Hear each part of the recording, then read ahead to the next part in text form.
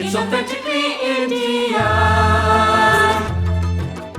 I wanted to do a piece of theatre that celebrated the great British curry. The first thing I did was I got myself into the kitchen of this restaurant.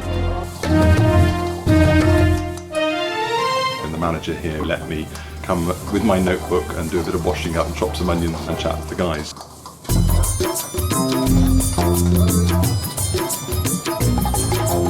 As I started to delve, I realised that we do have a really rich cultural scene going on. And it's all to do with the way Bangladeshi and Pakistani culture has integrated within Britain. And out of that came the idea that I would call the musical Half and Half. Half and Half is the most popular rice sort of dish that goes with a curry. It's the best of both worlds, you got rice and chips. The food in the restaurants is more to cater for those who can't really handle the spicy sort of food, that's why kormas, masala is a lot more popular. To me, a korma is actually a dessert.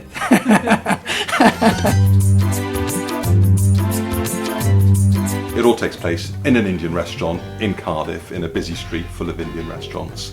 The year's 1986. Rick Astley tops the charts, Maggie Thatcher leads the nation, Lady Di rules all our hearts, and this galloping inflation.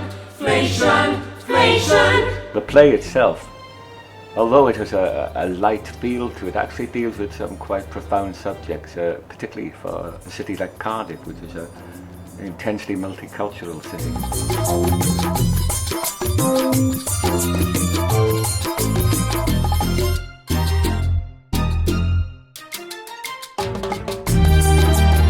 It's a deprived area we live in, so when the opportunity came, we jumped at the chance and said we couldn't miss it. It was too good to be missed. All the ideas, the whole theme, everything has come out of young people who have been involved in this project. So that's the beauty of it. The starting point was just watching lots of Bollywood films, listening to a lot of Bollywood songs, and just really getting into the style. Lots of descending chord sequences. Very simple, but it's when all the other layers start going in over it that the Bollywood style starts to emerge. So you get something much more like this. To live in peace, together live in love.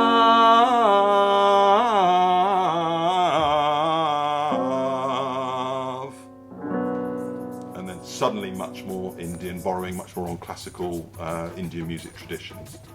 So I've been very lucky to work with a guy called Anshuman, and as soon as you start working with somebody that's coming from a different musical culture, the sparks start to fly and you start to come up with some very original ideas. It's authentically Indian. They think this food is Indian, But it's not. It's authentically Indian. they want it to be Indian, So we tell them it's authentically Indian.